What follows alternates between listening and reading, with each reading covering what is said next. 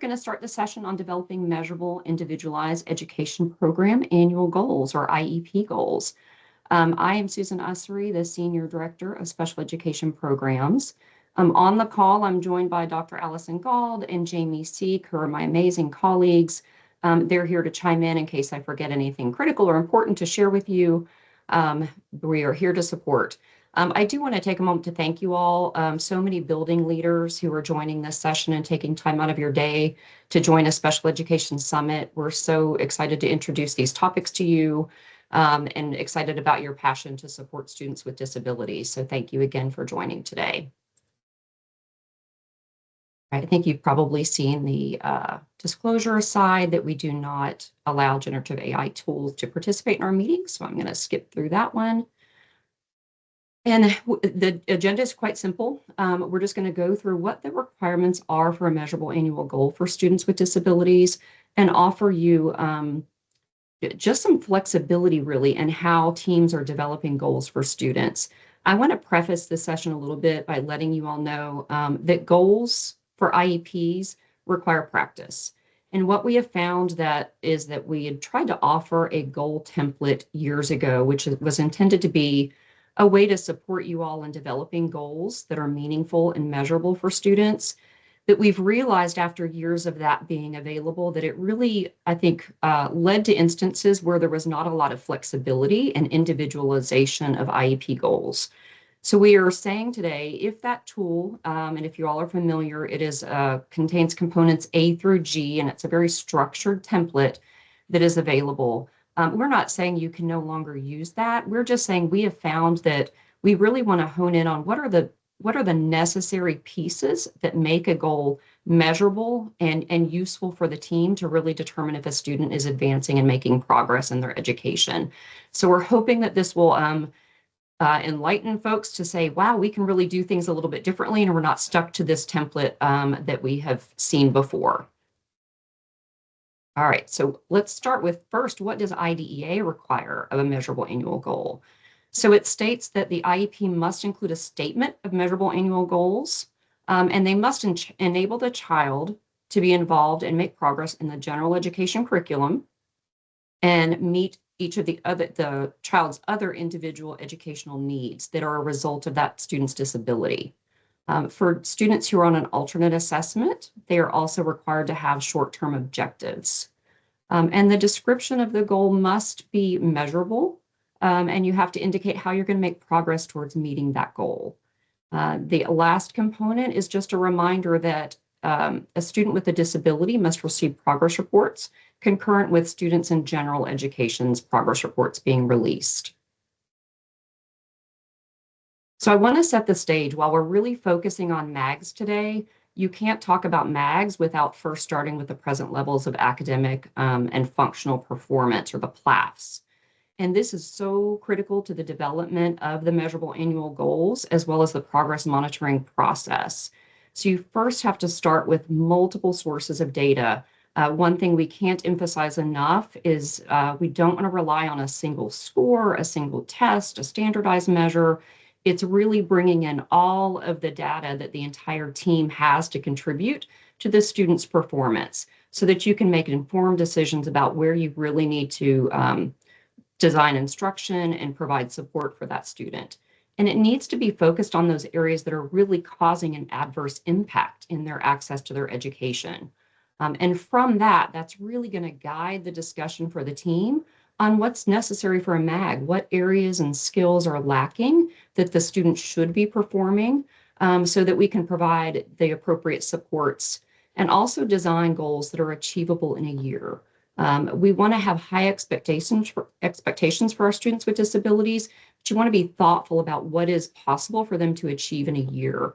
One other thing I may note is that there might be several areas of need, but I encourage the team to really dig into the data and determine what is necessary for this current school year.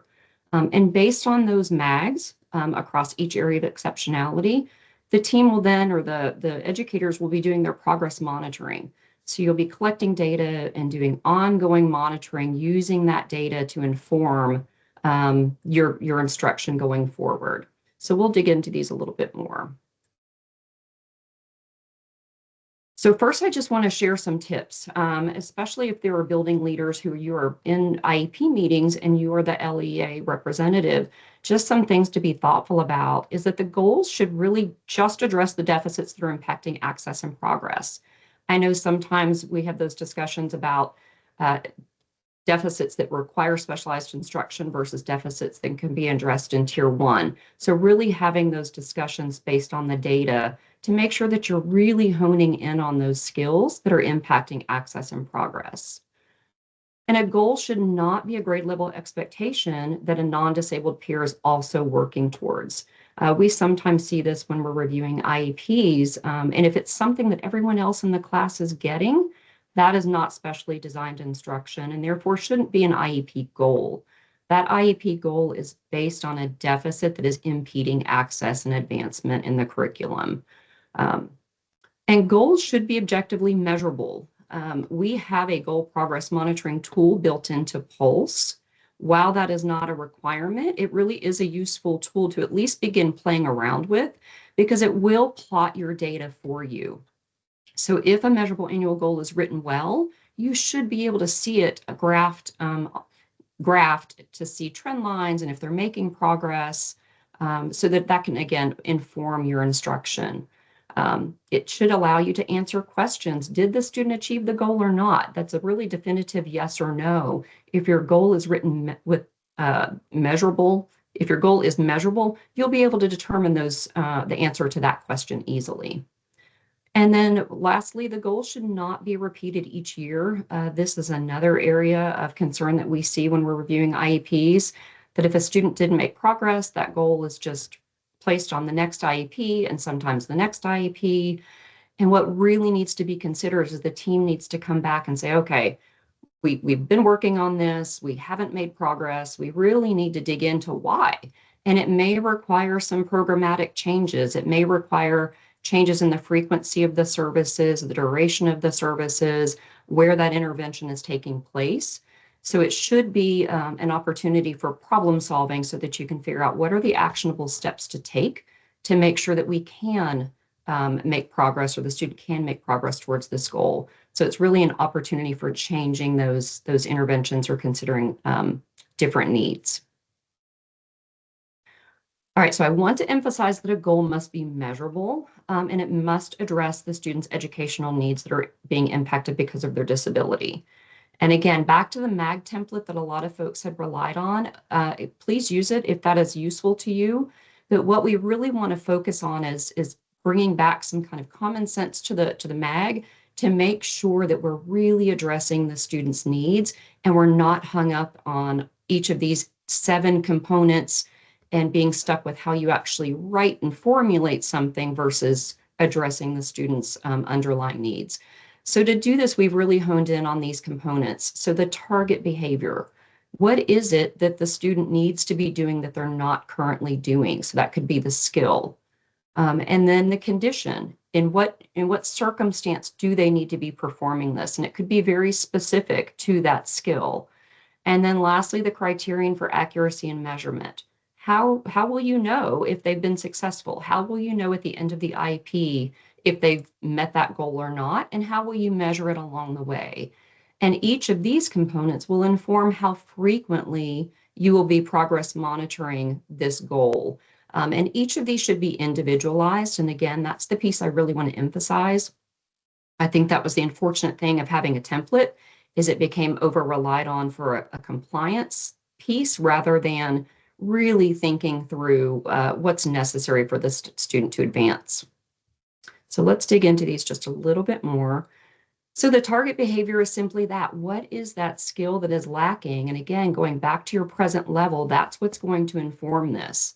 Based on all of those multiple sources of data, what is it that's impeding their advancement in their education, in their instruction, in their social interactions with peers, whatever it may be? And these examples are just that. It really needs to be individualized to the student, but these are just some examples that might be an underlying target behavior for a student with a disability. And you really want to be specific rather than very broad and general. Again, if that goal is tackling something so immense, such as I want to improve expressive language, you're never going to be able to measure the student's advancement in that. So we really want to break it into what is that underlying deficit that's impacting access. And I want to emphasize the power of verbs. That's one thing in the goal. You want it to be observable so that you can see and repeatedly take data on whether or not they're performing this. So try to avoid those words such as they will demonstrate or they will understand, because those truly are not measurable. So look at things such as they're going to match something, they're going to read this aloud, they're going to actually write or produce, written sentences, they're going to say particular words or sounds. They may need just be working on actually ambulating and walking through the school building. So think about what is it that's observable so that you can look at that student's performance and say, yes, I saw them do that, or no, they're still needing support in this area. And then what is the condition? And again, this is the piece that's going to be also very specialized and individualized for the student. But what is the condition that you're imposing on the student when they're being evaluated for success with that target behavior? And this is going to assist with making sure that you're really measuring kind of apples to apples. If you are asking the student to perform in this condition across each opportunity or trial, you're able to see their growth because it's the same situation or scenario that you've designed for them. So it could be that you're asking them to complete a written task. It could be that that task is going to take place in a particular classroom or setting. It could be that you're wanting to observe them in unstructured social situations versus structured social situations. So again, going back to your PLAF, what are those underlying needs? And in what context are you not seeing those target behaviors happening? And that's the condition that you're going to want to place in your IEP goal for the student. And then the critical piece of this is the criterion for accuracy and measurement. How will you know during the progress reporting periods if they're making progress? And you hope that you're taking data frequently enough that it's informing that instruction, it's informing your programming, because this is the critical component that getting back to, you don't want to get to the end of the IEP period and realize, oh my goodness, the student hasn't made any progress. So along the way, be thinking about how are you going to collect data and how are you going to measure whether or not they've been making progress or not. And it could be many ways that you're collecting data and using that data to inform progress. One underutilized tool, I think, would be a rubric. That's something that could be created specific to that student, and you use the baseline data that you have as your starting point, and then your objective is to get to a particular score on that rubric. So as long as the entire team is informed about how you're going to be measuring success, you really have some flexibility here with how you're going to collect that and measure that. But you need to be mindful that at each iteration of data, you're using it to kind of inform, what do I need to do next? Not necessarily a requirement of a measurable annual goal, but certainly there are many students who need additional external supports to be able to achieve that goal. And if that's the case, you certainly can build that in.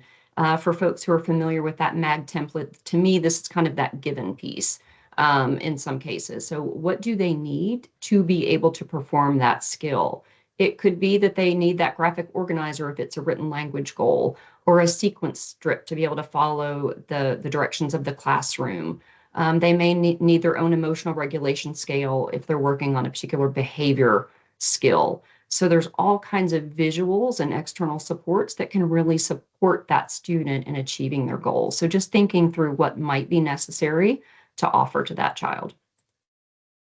All right, so we're going to start out with an example. And again, I want to emphasize these are examples. Your goals for your students will be individualized based on the data and the needs of that child. So this is just an example. So we've got a student, Avery, who is a second grader. We hope that this is not what your PLAF would look like, but what we know about Avery currently is that she has below average grade level basic reading skills. Her reading fluency is also poor, and her reading comprehension is poor.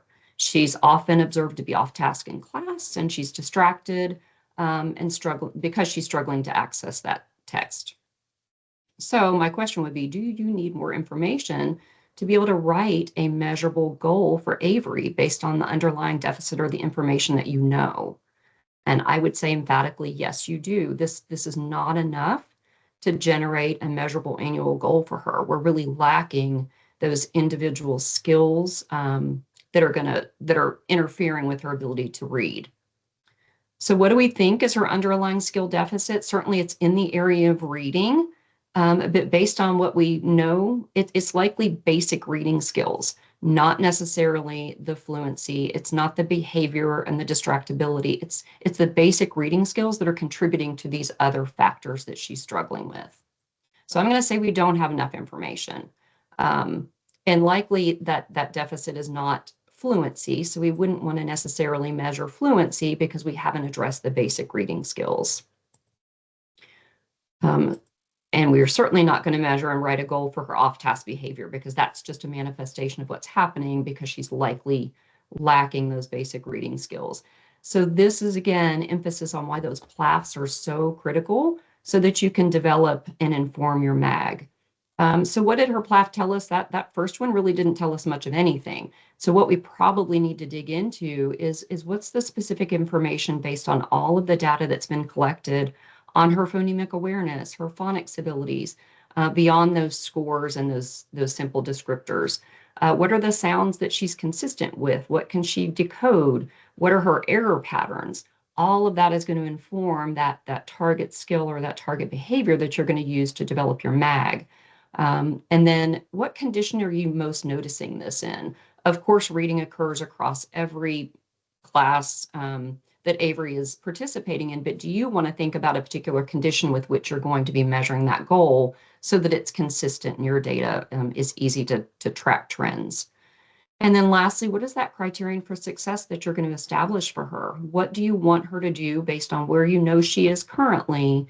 What do you want her to do by the end of the year? What's reasonable, but what's also challenging enough for her that you can see that she's going to make progress in that second grade curriculum? So just a quick overview again, you've got to start with the current skills in the PLAF. And then that's going to lead to those underlying skills that you want to target in your MAG. And then that annual goal should be reasonably achieved by the end of the year. So just take a look at this and how we're going to kind of support her. The baseline data is so critical. Going back to, again, what we didn't know about Avery, but doing some deeper dives and some assessments and using multiple sources, what we found is that she really struggles even with decoding CVC words. She's largely inaccurate. She has difficulty discriminating vowels, the I and the S sounds. And she is inaccurate with a lot of her consonants in her decoding. So that's a great starting point to know what do we now need to intervene on. By the end of the year, we want to get her to be able to read texts that include these target, CVC structure, CVCE, and initial consonant blends. But the work is really going to happen in the middle, right? Those potential interventions could be things like working on sound discrimination, segmenting and blending sounds, consonant blends, understanding how to apply the silent E rule, and then again, just practice reading sentences in texts. So while we've got a goal that's focusing on those structures, we're going to be doing a lot of intervention on those underlying skills that have been preventing her from being a successful reader. So again, here's an example.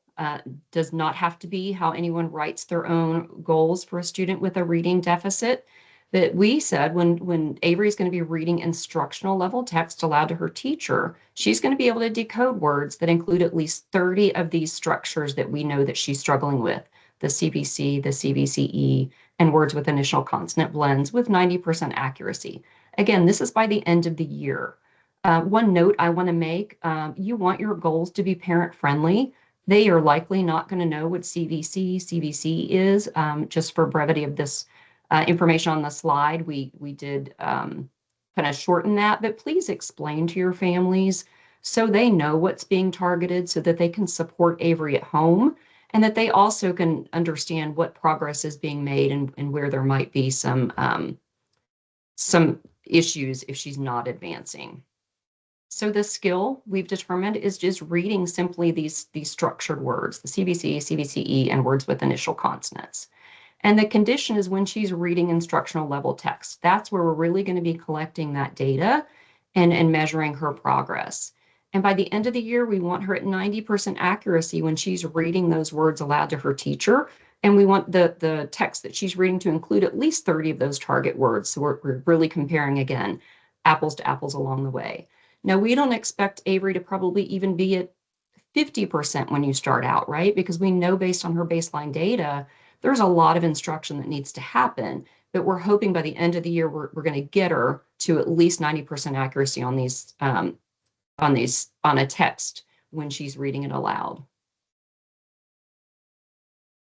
All right, so since we're really focusing on behavior, we thought we would also add a behavior related goal.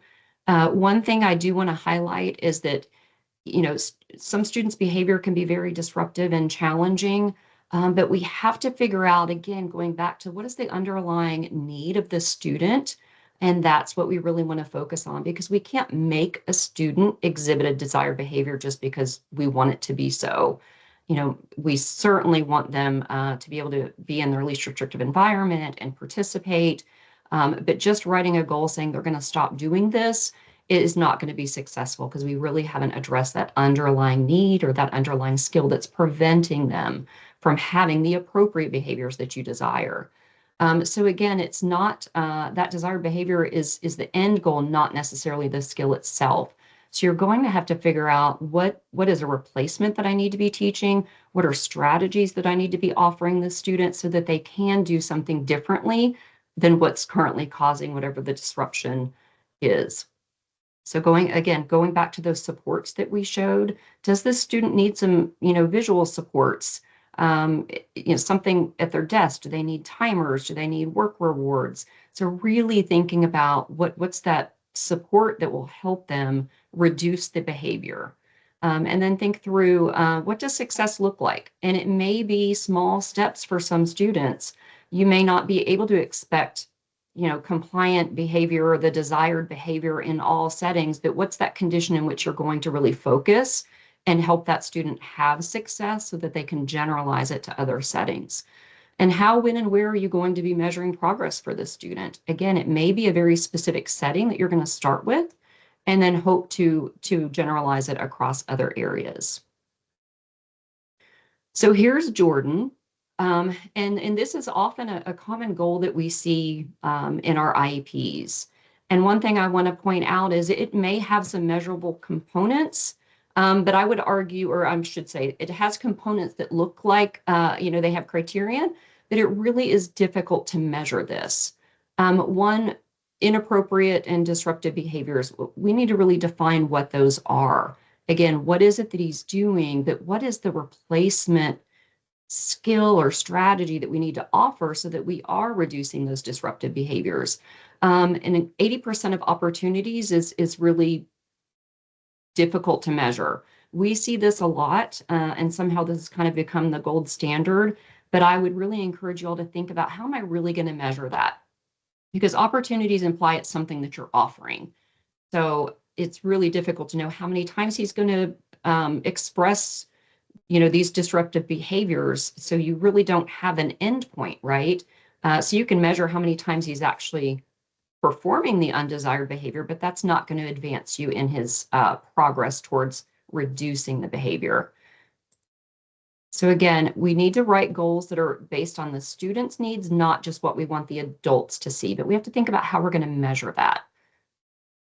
And one thing that we often see is that we want to see, or we see goals that are wanting to reduce some of the externalizing behaviors and these states of beings that students are exhibiting.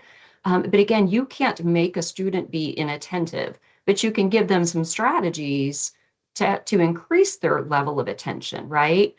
If they were able to self-regulate and do these things independently, we wouldn't need to be considering a goal for them.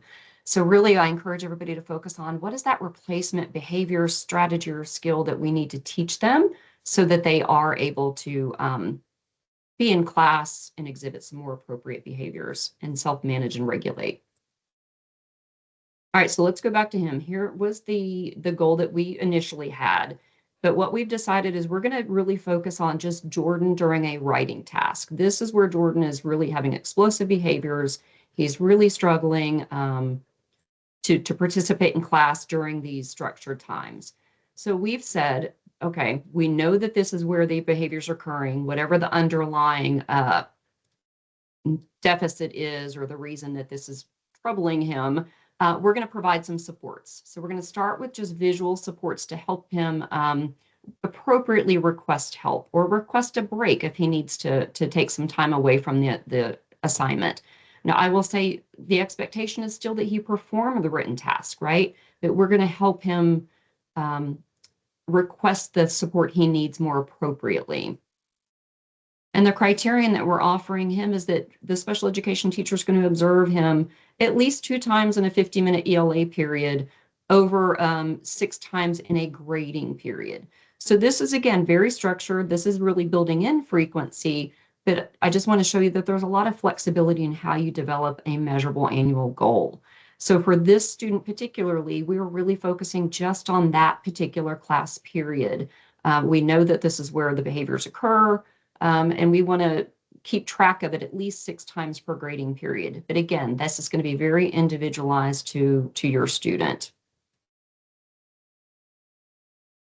And then you want to evaluate his progress. So part of that is that data collection, but also that progress monitoring piece. You've given him a visual support. That's the expectation for the goal. So looking at, is he using it? Is he really using the strategy that you put in place for him? How many reminders is he requiring to do it? We're hoping that he's getting there independently, but the beginning stages of the IEP, he may need constant reminders to appropriately request that help. So just making sure that you're collecting observational and narrative data on all of these that will help inform Jordan's instruction. Does the assistance lead to an increase in the written work? So this will help guide the team when you come back together to say, okay, this is what we've worked on. We've been trying to offer these external supports. It's either been successful or it has not. And if it has not, what do we need to do to really increase his performance and his ability to remain in class and do the work that's expected of him? And then also kind of thinking through, is he becoming more independent or increasing time spent on those written assignments? And what level of independence is he exhibiting? We don't want to offer so many supports that a student is over-reliant on that, but we need to find that sweet spot of this is what's needed for him, and then we hope that we can kind of wean these external supports off as we continue to teach the skills. All right, the measuring progress, as you recall, when I was showing that graphic earlier, this is the last piece that you can't forget when you're developing a MAG. So this is data collection, right? What we know is that it doesn't hold any value if the data is not interpretable. And I think this kind of goes back to that condition. Have you set the stage for which you're going to be measuring that student's performance consistently? It's not valuable if it's not informing your programming. If you just have a series of tally marks and checks and minuses, but you don't know if they've achieved that goal, then it's not helpful, right? And then data collection is also not useful if it's not informing the parents and it's not useful for them to be able to see the progress report and know whether or not their student has made progress or not. And then certainly it is not valuable if it's not accurate. And if it doesn't follow consistent methods across data collection. One distinction I do want to make is that data collection and goal progress monitoring are related, but they're separate, right? The data is just how you're collecting information about their performance, but that goal progress monitoring is what you're then using and the team is using to make informed decisions about the need for programmatic changes. So here's really what the cycle should look like. I do want to encourage folks not to get lost in the data collection. That's why the frequency with which you take data should be individualized, but it should also allow time for you to actually teach the skill. We can't just have observational data and say they're not making progress, they're not making progress, they're not making progress when we haven't spent the time teaching and providing the necessary intervention. And then based on that, you're going to evaluate their progress. Based on the data you've collected, how are they doing? Maybe we need to come back together as an IEP team and reconsider the way we've written this goal or the services that we're providing because we're not seeing the advancement or the progress.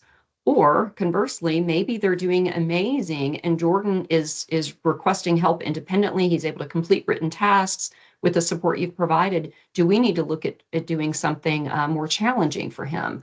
And then refining that intervention. So it's this constant cycle, so that it is not just a one and done and you don't think about that goal again until the end of the IEP period. So I really hit on this on the last one, so I'm going to go ahead and bring these in. But that current IEP that you're working from and the MAGs you've developed are informing the progress. And then that progress is going to inform your PLAFs for the next IEP. So there should be continuity between what you've done one year to what is necessary for the student in the next year. So you don't want to get to the end of the term and then just forget everything. It's really doing that analysis of how did they perform? If it's no longer an area that's exceptional, that's amazing. But what areas next do we need to support, if any? All right, so in conclusion, I just want to offer some final tips and some questions to ask and the team to ask when you're developing strong MAGs.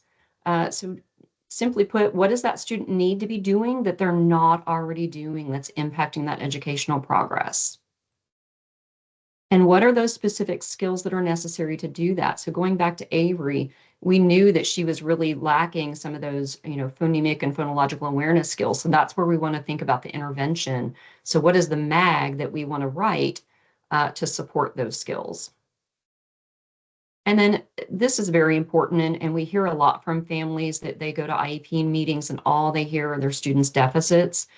Please think through what the student's strengths are. Every student that you serve has strengths.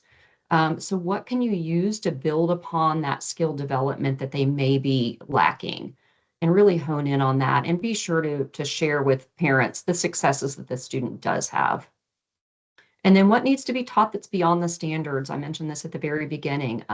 We don't want it to just be what everybody else in class is doing, right? That's not specially designed instruction. So thinking through what is necessary for the student, and then how can it be provided in the general education setting, if at all possible, right? That is the ultimate goal, is that the goals should be connected to the content and the general education standards.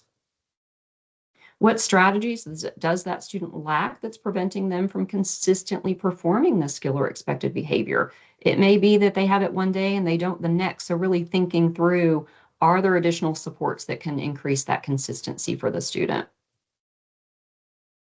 And then what's that most critical area of need for the upcoming year? Again, we really encourage you to focus in on the most critical areas that are going to support that student's access rather than writing a goal for every deficit that you've seen in the PLAF, right? Some students have a lot of needs, but think through what's doable, what can the team actually address that's the most critical need. I would argue that it's very difficult to show that you're making progress on 20 and 30 IEP goals for any student. So again, just really be thoughtful and as a team, discuss that. No professional should be coming saying, this is what I'm going to do. It should be a discussion for the IEP team and then figure out, what do we really need to address and want to see in this current school year? Which leads to what are those skills that are most impacting progress or participation? And then again, what opportunities will the student have to practice the skill that's identified in that goal? I mean, ultimately, it should be connected to the expectations of tier one, right? So rather than doing something that is siloed in a therapy room down the hall, that skill, that MAG should be connected to tier one. So they should have multiple opportunities to practice that skill rather than just something that they're doing 30 minutes twice a week.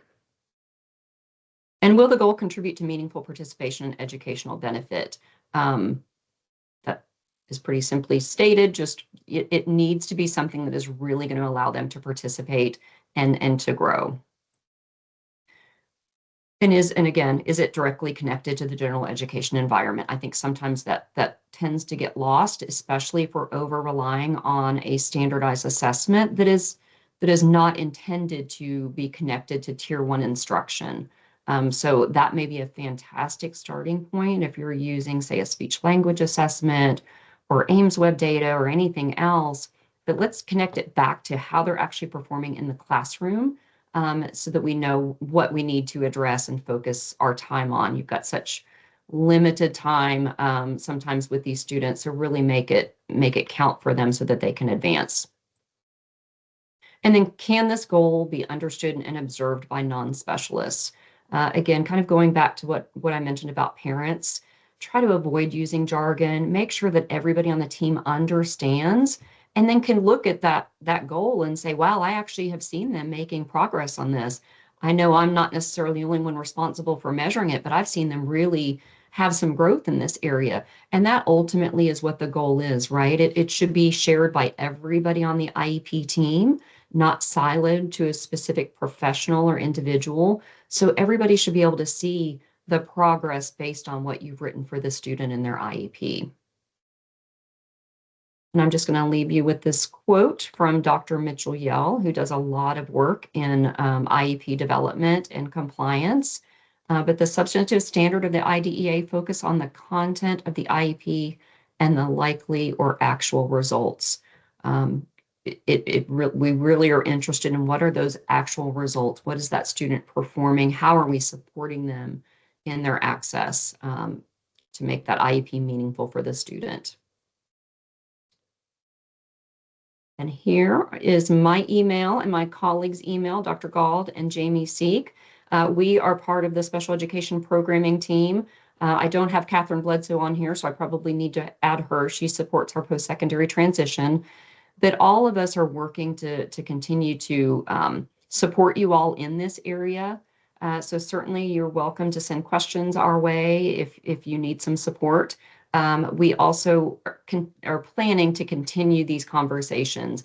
I know that this was just a very short session, just to kind of introduce again how we're rethinking MAGs, but know that we're going to continue to offer some support in this area going forward, and additional professional learning where we can really dig into each of these components more comprehensively.